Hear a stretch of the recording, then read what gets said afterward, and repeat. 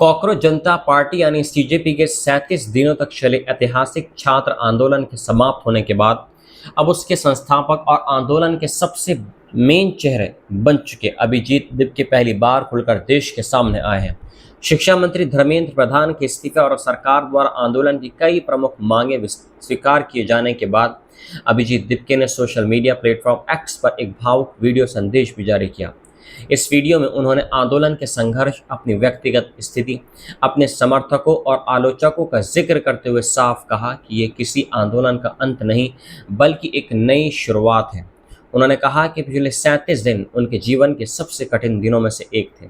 हर सुबह ये सोचकर शुरू होती थी कि आज क्या होगा, सरकार क्या कदम उठाएगी, आंदोलन कैसे आगे बढ़ेगा और शाम तक कितने नए छात्र इस मुहिम से जुड़ते थे। अब कई सप्ताह बाद पहली बार उन्हें ऐसा महसूस हो रहा है कि वे अपने घर के कमरे में चैन की नींद सो सकते हैं, बिना किसी चिंता के सुबह उठ सकते हैं और कुछ घंटों के लिए सामान्य जीवन भी जी सकते हैं। उन्होंने कहा कि अब कोई घबराहट नहीं है, लेकिन जिम्मेदारी पहले से कहीं अधिक बढ़ गई है। अभिजीत दिपके ने अपने वीडियो संदेश में कहा कि ये जीत किसी एक व्यक्ति की नहीं है, ये उन हजारों छात्रों, युवाओं, शिक्षकों, अभिभावकों और आम नागरिकों की जीत है जिन्होंने लगातार 37 दिनों तक जंतर मंतर पर डटे रहकर लोकतांत्रिक तरीके से अपनी आवाज़ बुलंद की थी।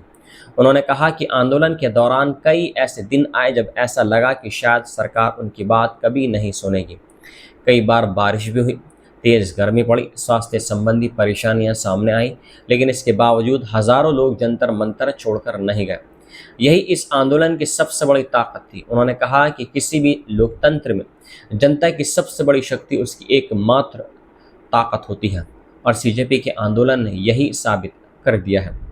उन्होंने याद दिलाया कि जब इस आंदोलन की शुरुआत हुई थी तब बहुत से लोगों ने इसे मजाक समझा था। कई लोगों ने कहा था कि सोशल मीडिया पर शुरू हुआ ये अभियान कुछ दिनों में ख़त्म हो जाएगा। कुछ लोगों ने इसे केवल वायरल होने की कोशिश बताया था, जबकि कुछ ने कहा था कि ये युवाओं का अस्थायी एक गुस्सा है। लेकिन धीरे धीरे देश भर के छात्र इस आंदोलन से जुड़ते चले गए। दिल्ली के जंतर मंतर पर हजारों लोग पहुंचे, देश के अलग अलग शहरों में समर्थन प्रदर्शन हुए और सोशल मीडिया पर करोड़ों लोगों ने इस मुद्दे पर अपनी राय रखी। दिपके ने कहा कि यही लोकतंत्र की असली ताकत है कि एक छोटी सी शुरुआत भी पूरे देश की आवाज़ बन सकती है। उन्होंने कहा कि यह आंदोलन केवल एक मंत्री के इस्तीफे के लिए नहीं था, इसका उद्देश्य देश की परीक्षा प्रणाली में सुधार, पेपर लीक पर सख्त कार्रवाई, छात्रों के भविष्य की सुरक्षा और सरकार की जवाबदेही सुनिश्चित करना था। उन्होंने कहा कि लाखों छात्र वर्षों तक मेहनत करते हैं, उनके माता पिता अपनी पूरी कमाई बच्चों की पढ़ाई पर खर्च कर देते हैं। ऐसे में यदि किसी परीक्षा की विश्वसनीयता पर सवाल उठता है तो इसका असर केवल एक परीक्षा तक सीमित नहीं रह सकता है, बल्कि पूरे समाज का भरोसा टूटता है। इसलिए इस आंदोलन का मूल उद्देश्य केवल विरोध नहीं बल्कि व्यवस्था में सुधार की मांग था। अभिजीत दिपके ने स्वीकार किया कि आंदोलन के दौरान उन्हें भी कई बार मानसिक दबाव का सामना करना पड़ा।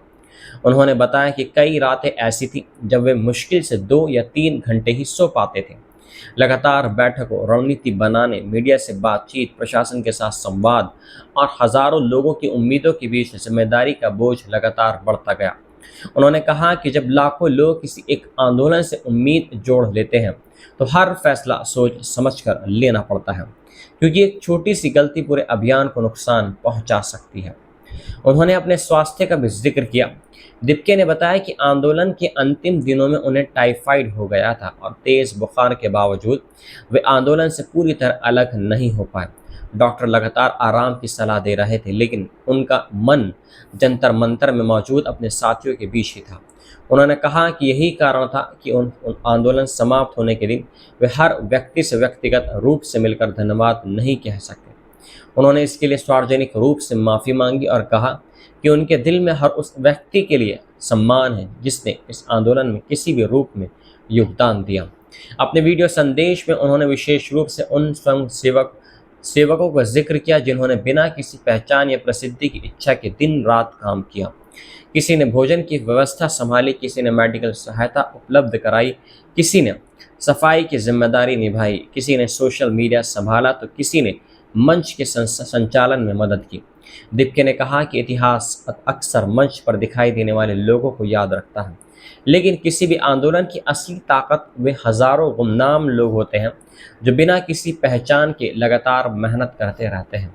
उन्होंने आंदोलन की आलोचना करने वालों का भी धन्यवाद किया। दिप्के ने कहा कि शुरुआत में उन्हें आलोचनाओं से तकलीफ होती थी, लेकिन धीरे धीरे उन्होंने महसूस किया कि हर आलोचना गलत नहीं होती है। कई लोगों ने संगठन की रणनीति, नेतृत्व और फैसलों पर गंभीर सवाल उठाए। उन्होंने इन सवालों पर विचार किया, अपनी गलतियों पर सुधारा और आगे की रणनीति बदली।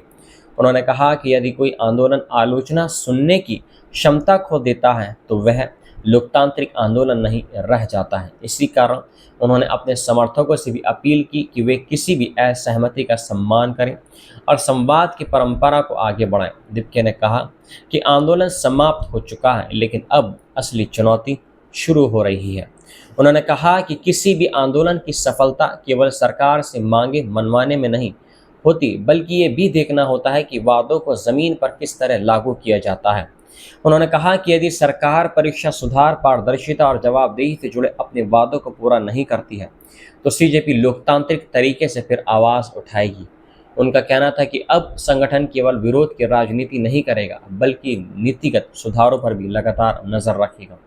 उन्होंने युवाओं से अपील की कि वे केवल सोशल मीडिया तक सीमित न रहें, बल्कि संविधान और लोकतंत्र की प्रक्रियाओं को समझें। उन्होंने कहा कि किसी भी बदलाव के लिए केवल नारों से काम नहीं चलता है, बल्कि लगातार जागरूकता, संगठन और शांतिपूर्ण संघर्ष की आवश्यकता होती है। उन्होंने छात्रों से अपनी पढ़ाई जारी रखने, अपने करियर पर ध्यान देने और साथ ही देश के महत्वपूर्ण मुद्दों पर जागरूक नागरिक की भूमिका निभाने की भी अपील की है।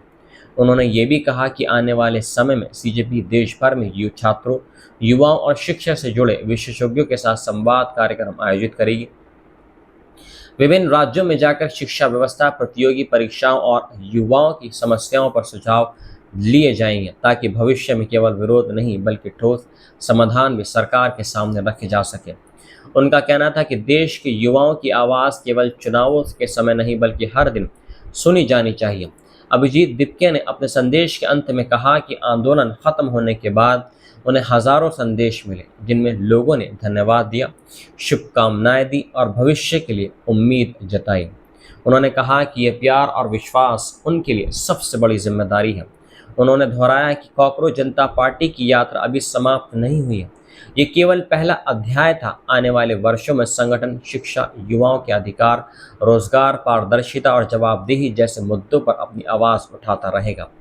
उन्होंने ये भी कहा कि इतिहास गवाह है कि बड़े बदलाव हमेशा छोटे कदमों से शुरू होते हैं और यदि देश का युवा जागरूक, संगठित और लोकतांत्रिक तरीके से संघर्ष करता है तो किसी भी व्यवस्था में सकारात्मक परिवर्तन लाया जा सकता है। इसी विश्वास के साथ उन्होंने सभी समर्थकों का एक बार फिर धन्यवाद किया और कहा कि संघर्ष अभी खत्म नहीं हुआ है, बल्कि असली यात्रा अब शुरू हुई है।